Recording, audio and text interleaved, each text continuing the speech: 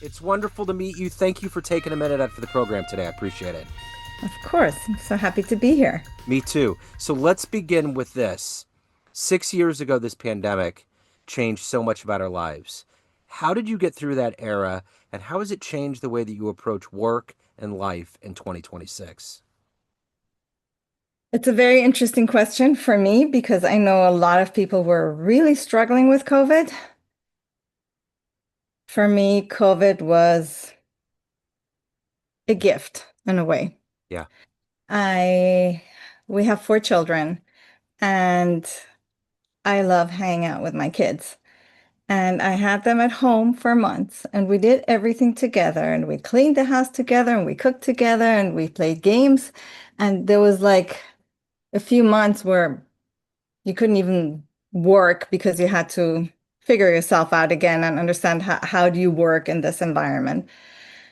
Um, so I love that time. And my kids were studying online, which gave us a chance to travel. And I know many people stayed home. We did the opposite. We took that opportunity. We took them out of school. They had their laptops, and wherever we traveled to, they just, they went to school a few hours a day, and the rest of the day we were just doing our thing. yeah, And in the midst of COVID, we moved countries and we moved to Atlanta. That was exactly 5 years ago in January 2021, yeah, which was probably the hardest thing because even though I felt like I had a lot of freedom to do a lot of things during COVID, moving was very challenging because coming here, it was hard, especially for my children. We moved with our two youngest, the oldest ones. They weren't living at home anymore. They were already in their 20s, and it was hard for them to connect here. So, it had good things and bad things, and I never worked in person, not in person or online. So that was a big transition for me to start doing therapy online. At first, I thought, that's never going to work. How am I going to do that? How can I even connect to someone? yeah, But I guess the same way we can connect over the podcast and see each other. yeah. I learned that I can connect with my clients no matter where they live, which made the move even easier because I was able to take my clients with me. So, I find that time period to be a godsend for therapeutic and medical services.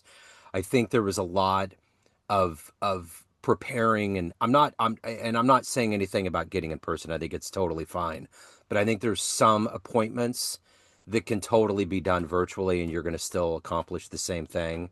So I think as far as like resources and logistics, I think that's the thing that I love about this time period is that we can still be connected and we just save some of those resources and all that time of getting prepared and driving, especially with kids. It's just, have you felt like that? Have you felt like there's a part of it that's been advantageous? yes and no. I think a lot. Well, in my work, it was advantageous, although today I see people both in person and online. Yeah, I guess like with some, if I think of doctor's appointments, yes, some you can really do online and you don't have to go to the doctor's office. But I feel that also a lot gets lost in yeah, that. So like every new thing, has its advantages and disadvantages. yeah, So, yeah. I get it. So let's get into the work that you do on a daily basis. I'm going to put you in front of a bunch of 12-year-olds. It's career day, and the kid in the back of the room wants to know what you do for a living. How do you make it make sense to them? okay. Um, you know, how sometimes you feel scared or nervous, um, unsure, or alone. There's a reason you feel that way. And basically, everything scary that happens to us growing up, everything that we call trauma today, um, affects our nervous system. It's like it gets stored in our bodies and our minds. We think that everything gets stored in our heads, but it's not true because everything we do, whether we play, whether we run, whether we're scared or we're sad, everything happens in our bodies as well. And the same with trauma, it gets registered in our bodies and our cells. And I help people heal the root cause of why they're feeling alone, why they're feeling helpless, why they're feeling scared, why they're feeling nervous all the time. And when we heal the root cause of the pain, which often goes back to very early childhood trauma, then our nervous system realigns. We can be more present.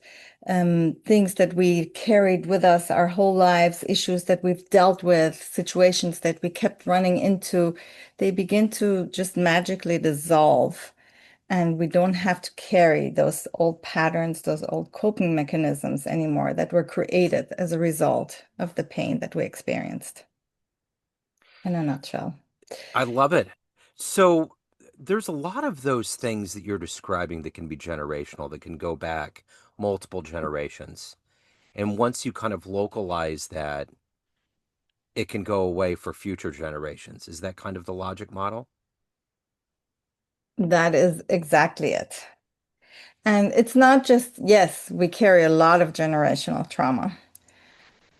And we also carry trauma from our present lives. It can Yeah. be something as simple that, people don't, many people say, "Oh, I don't have trauma." But we all carry some kind of trauma, and it can be something minor. It doesn't have to be something horrible. It can be that your parents weren't as attuned as you needed as a baby, and when you needed to be picked up, they let you cry a little longer. When you needed diaper change, they weren't always attuned to that. When you were hungry, sometimes maybe you had to wait or food wasn't available. All of these things, they cause us to feel like we're not loved, we're not heard, we're not important. And those patterns, those belief systems are then carried later on into our lives and into everything that we do. It can be teachers that a teacher that humiliated you in front of the class, and kids that didn't treat you nicely in school. You felt unseen, unheard. There's so many ways we can get hurt, and we make it about us because it's the only way to make sense of what happened. So if the kids don't want to play with me, something must be wrong with me. If the teacher doesn't treat me respectively with respect, then it must be something in me. It can't be about the other person. Something must be wrong with me. That's how we internalize that because it's the only way to have control when we have no control over the situation. The other thing that I think is paramount about trauma and what we're living through as Americans right now is what's going on right now is inherently creating a lot of stress. And I was just talking about this last night. The DOJ dropped a case against Joe Biden in the auto pen thing. And I pulled up Yahoo News and there was just a picture of Joe Biden behind his desk. And I was like, ah, the chaos is gone. Like I didn't see what I've been seeing for months in this last year, which is just everything is chaos. There's a war. There's just illegal things happening. All of this lawlessness, chaos. And I think about that right now. What is that psychological phenomenon when you finally feel some level of relief? And I think that's another part. When you say like localizing trauma, whether we acknowledge it overtly or not in this country, we're assailed by things if we scroll through news of things that are just not okay.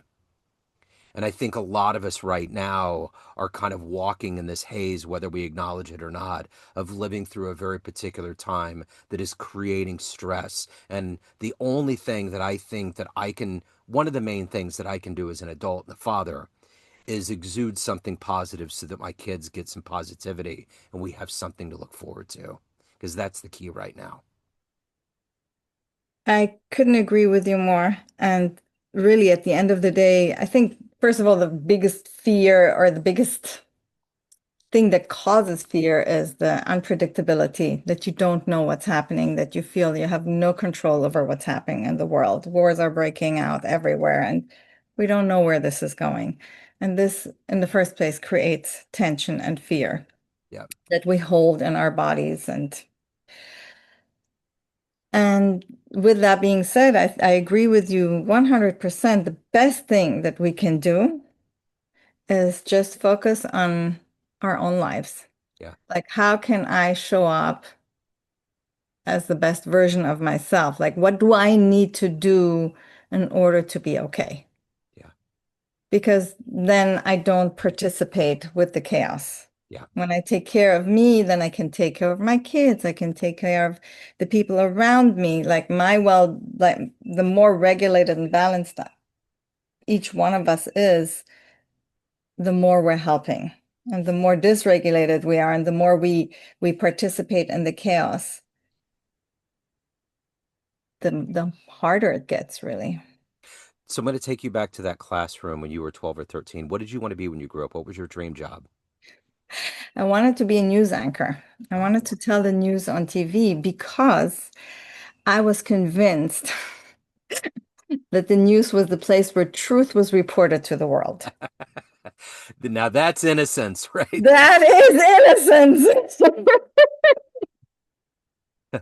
Yeah, exactly. So did you pursue it?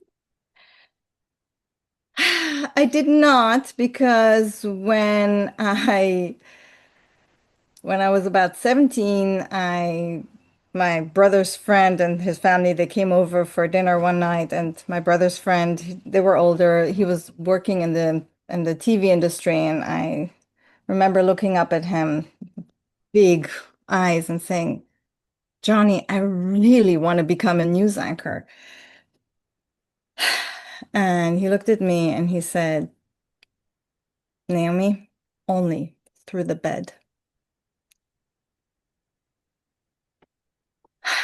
That was the moment when I took that dream and I dropped it like a hot potato.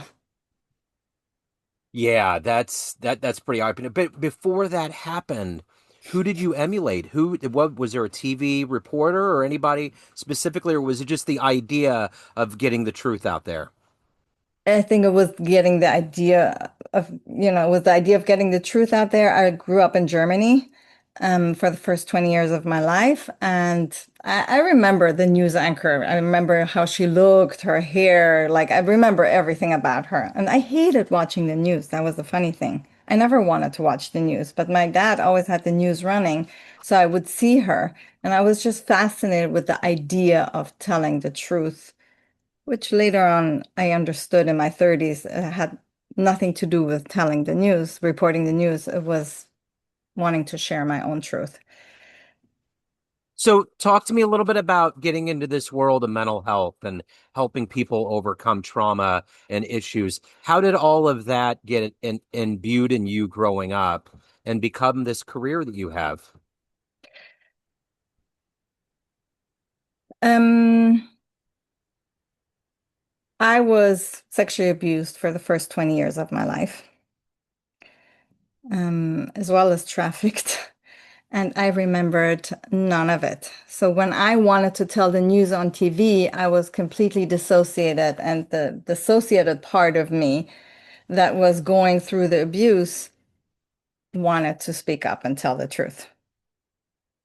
And then there was another part that was like the functioning part, going out with friends, having breakfast, lunch, and dinner, going to school. That part I remembered, I was consciously aware of, and everything that was related to the abuse, it's just like it was a complete blackout in my brain. It was like half of my brain was blacked out. But it still knew on some level what was happening. That was the wish to become a news anchor. And at some point, I studied communications at NYU and still thinking maybe I'm going to do something with journalism. Maybe I want to do something, go into advertisement. I wasn't quite sure. And then at some point, I realized that I'm really not interested in either one of them and that I want to help people, but I had no idea how. And then I I suffered from severe depression since my teens. By the time I was 27, that depression had like taken over my life. I already had two little girls, and I was so severely depressed I could barely function. And I realized, okay, something needs to shift in my life. And I found this psychosomatic practitioner who did trauma work through the body. And basically, like I first started out, trauma is registered in our bodies. So that was through body work, um, learning about my depression and how it shows up in my life. I learned like what triggers my depression, how I can snap out of it once I recognize what the trigger was, and learned that every time I got angry, I swallowed my anger, and next thing was I was depressed. And then as I started to learn and recognize that pattern, could have been something as simple as someone cutting the line in front of me at the post office. I come back home, I'm depressed. I'm like, it's like I had to become my own detective and really learn my own patterns. And that helped me tremendously. And that's when I started studying that technique. Um, so I studied that for 3 years. I got certified, and then I felt I didn't have enough tools. So I just kept studying, to be honest. I started in 2000. I'm studying always until today. I'm Yeah. always learning new techniques and new approaches of how to heal body, mind, and soul and really heal the root cause of our pain. And in parallel, I was like healing my own trauma, going to therapy, studying all these different approaches and modalities for years and years, as well as working with others and helping them heal through their pain and their trauma.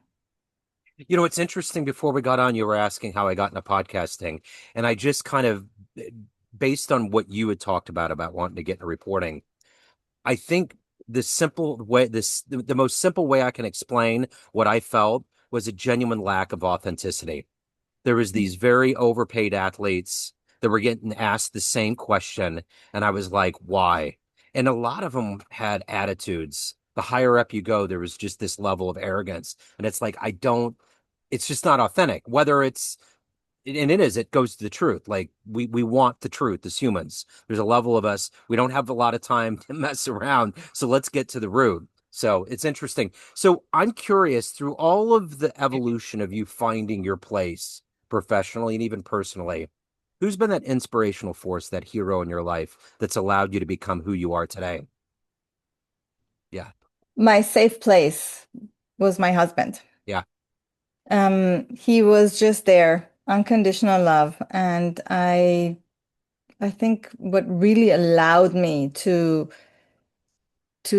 dive so deep and go down that rabbit hole of healing and really coping with all of what happened to me, which was a lot.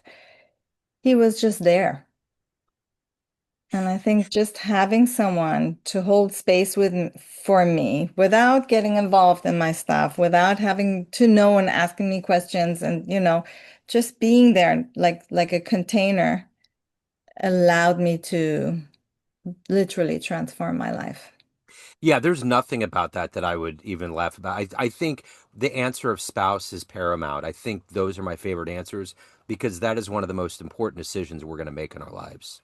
Yeah. I mean, you're doing everything. You're dedicating your life, you're procreating, you're creating this world, and the only way that you're going to taste any level of dream or manifestation is through somebody being around you that allows you to be that, you know? So Yeah. that's the most important thing. So let me ask you this. What is that energy for you every day to wake up and to protect yourself? Because when you enter this world of helping people through their traumas and their mental illness, you have to kind of take it on. How do you protect yourself to do a good job, to allow them to heal while you're healing and growing yourself? What is that collective energy when the alarm clock goes off in the morning for you to do it at a high level? Number one, I meditate in the mornings. I take, if I have time, an hour. If I don't have time, half an hour just to myself. Meditate, process, see, check in with myself. And you're not the first person to ask me this. It's like, how do you not take on your client stuff? Yeah. And the truth is, whenever there's something that touches me, like when I come out dysregulated or triggered by my client, I've learned that it's something in me. It means they brought up something that is unresolved in me. And then I go home and I will take care of it and I will see like, okay, what did this trigger in me? Um, and if I can't take care of it myself, then I will go and have a session with my therapist and we'll make sure to clear that out so that I can be fully present with my client next time. Because it's never, I used to I learned so many ways to protect myself, to build like walls, to this, to put a mirror, there's a thousand things, light bubble and what have you. Nothing works because I'm busy with protecting myself. But the best way I can serve my clients is just by being present, sort of like just having this interview with you. The best thing I can do is just be present and open to whatever comes up and shows up in the conversation. Sure. And if you say something that triggers me, then it's always about me. It's never really about the other person. Right. And understanding that, then there's no issue. Yeah, that makes total sense. So let me ask you this. If you had a dream tonight and you ran into that young 15, 16-year-old version of you, and you walked up at your age now and there was a film projector and you hit play and there was a 60-second highlight reel of the life that you've lived, would that young version of you believe that your life turned out this way? Hmm.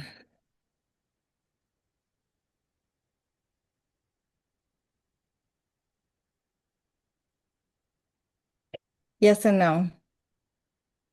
Because for many years I was with one foot in and one foot out, because I went through such severe trauma for so many years. And at the same time, I don't know, I always knew that my life can be good, that, that I can be really happy, I knew that I had the capacity. Like I was highly functioning while everything was happening and I was being trafficked and abused for all these years. I was a very high functioning person at the same time. Yeah. Like if you see me today and you would see my 15, 16-year-old, you wouldn't say, oh, those are two different people. I'm just a lot more whole today. I'm Yeah. not with one foot in and one foot out. So it would be like a beautiful surprise. Yeah. So let me ask you this. Of everything that you've gone through and everything that you've evolved to, what are you ultimately the happiest about at this point in your life? That I have myself, that Yeah. I know who I am, and everything else is extra. My husband, my children, my work, my friends. That's like the cherry on top. But I am the cake. I am Yeah. the whole. Yeah. So I got a question from a biological standpoint with trauma, with things that we endure in our lives. We have these synapses and these avenues in our brains. When those kinds of events happen, do they snap? Do they get ruptured? And can we regrow them back when we get therapeutic avenues in our lives later on? Is there a truism to that? I'm not a biologist, Okay. I but but yes, our today there's a lot of talk about neuroplasticity, and part of the work that I do is basically around the neuroplasticity of the brain and that the brain can heal and restructure itself again. Yes, okay. absolutely. So at the end of the day, everyone has a perception of you, family, friends, clients, everyone that knows you, but you're in control. You're the cake. What's your perception of you? Who do you think you are?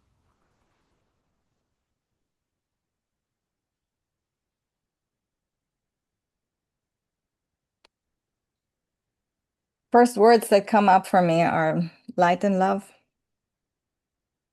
Yeah. So you moved to America from Germany?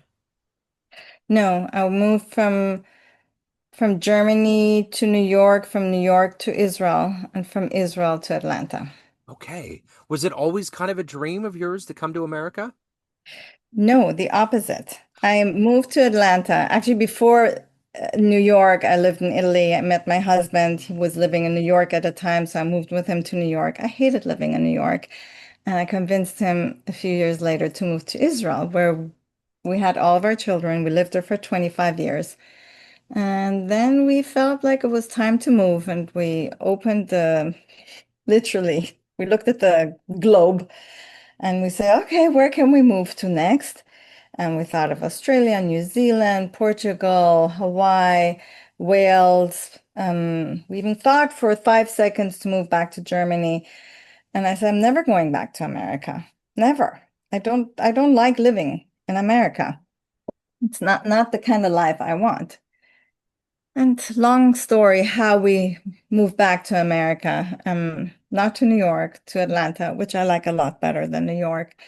But it's still America and it's okay. A lot of good things have happened here over the last 5 years. So I'm grateful. I love And it. I don't know if we're going to stay here, but for now we're here. Yeah, this is the place for now. So let me ask you a question. If anybody wants to reach out, they have questions, they want to hire you, any of the good business, where do they go? They go to naomimorad.com. That's my website. Okay. All of my information is there, and you can send me an email, you can give me a call. I always start out every new client or potential new client, I start out with a free intro call on Zoom, which gives us a chance to get to know each other, to talk, see if we're a good fit. And only then I actually schedule with people. Okay. Wonderful. Naomi, what a great story. Thank you so much for taking a minute out today. Best of luck Thank you with so everything. much. I Thank appreciate you. it. Thank you.